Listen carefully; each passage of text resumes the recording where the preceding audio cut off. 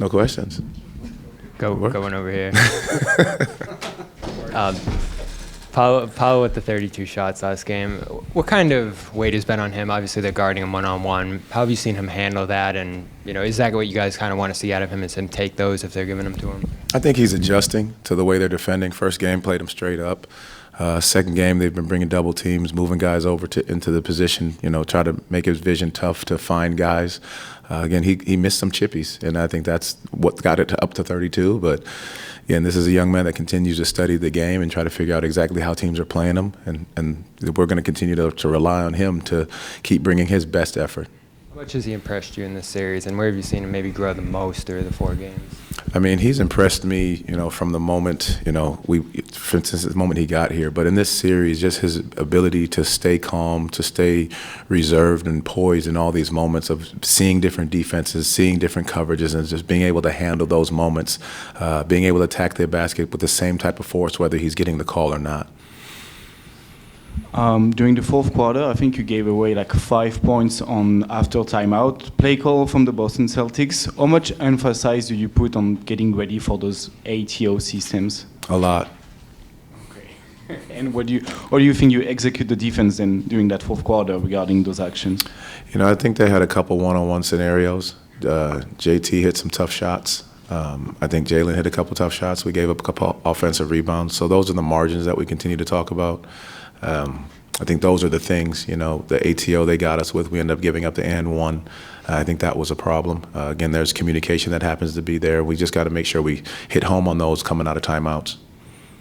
Coach, you guys have done a really good job at limiting them from the three-point line. They're not even taking nearly as many threes as they normally do in the regular season. Just what's gone into that? What have you guys been able to do? We talked about it earlier before, just being able to guard your yard. Now we got to be efficient when we do it. We're not trying to give up blow-bys, so we're having to overreact and rotate through, have guys rotating too much because that's how they thrive. That ball moves, they move it quickly. They recognize when you're in gaps, so we got to be smart about how we're guarding them and take on those individual challenges first and foremost. And how big a part of that is just the Magic identity and what you guys do? It is our identity. Again, we're going to sit down and guard. We're going to be physical. We're going to be handsy. We're going to do the right thing. We're going to shrink the floor, get out to shooters, understand who we're closing out to. That's just who we've been, and that's who we'll continue to be. Jamahl, what kind of series has this been for Wendell, offensively, defensively, on the glass? How have you kind of seen him handle this series?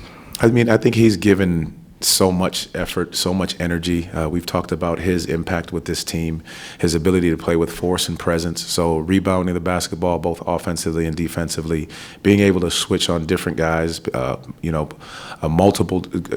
multiple positions. I think that's been great and big for him. And we continue to thrive and go as he goes. Him being able to play in the pocket when guys are passing it to him, either to make the jump shot or spray out to find our shooters.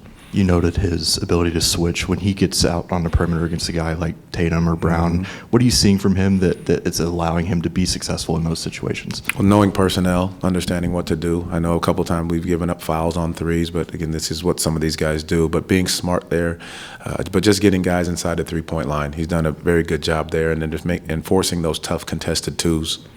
You guys have seen this team now 4 times. As you enter kind of the back half of the series or the back end of the series, how does preparation change now that you kind of know what they're going to run, maybe some of the idiosyncrasies having seen them so many times? Well, to the point earlier, some of the adjustments have come out of timeouts, what he's seeing with some of the switching, how to combat that, and, what they're looking for, the change in what they did with Porzingis to start the games, as well as Al Horford. So just being able to recognize those adjustments early, and that's why we talk about, in a 7-game series, it's a chess match in each game. Jamahl, the talk is obviously on the play on the court, but I want to ask you about the coaching battle with Joe. Mm-hmm. How are you enjoying and what are you learning about yourself as a coach, whether it's substitution patterns, your ATOs? How are you evolving? I absolutely love it. Joe is an incredible coach. He does a great job of putting his guys in the right position, the right spaces, after timeouts, finding different situations to put guys in that have you constantly thinking throughout the game. And this is the part of coaching that you love, that chess match of trying to figure out what you can do without overthinking it and putting yourself in a situation where you have to worry about not doing what you're capable of doing because you're chasing something that they're doing. Kind of following up on that, this being your second playoff series now as a head coach, what has this experience been like for you so far?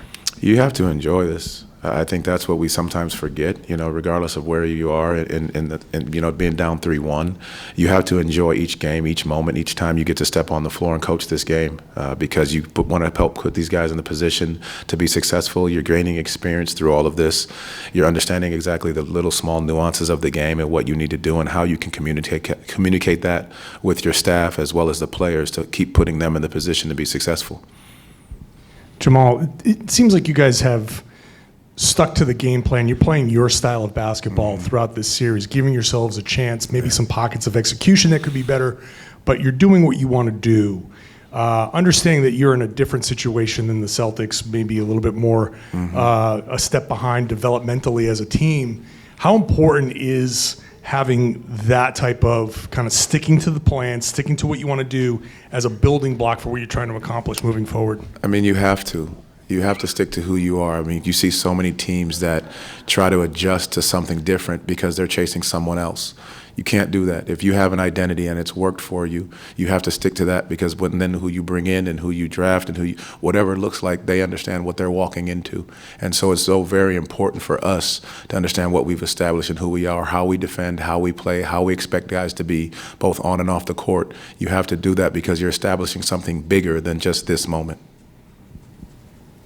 I know there's no shortage of depth for the Celtics, but Jrue Holiday missing these last 2 games and kind of being a part of the first half of the series, how much of a difference is it for you guys as you game plan and compete against the Celtics when he's not out there versus when he is? It's majorly different. I mean, he adds so many small intangible things to this team.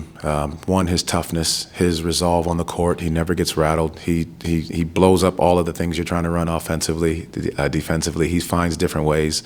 And, the great part, talk about the coaching battle, it's just been Payton Pritchard who stepped into that role now. He's moved he's going to pick up full court. He's going to change the game. And now they're roaming off of Horford in situations. So those guys have just taken on that role that Jrue has now, with him being out.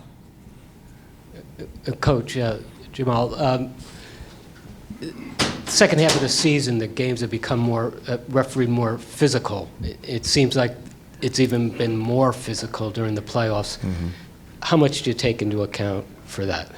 I think you have to. That's, playoff basketball. We've constantly talked about it, and, everybody throughout the league is talking about it. It's playoff basketball. It's going to be more physical. You expect that, so you don't shy away from it.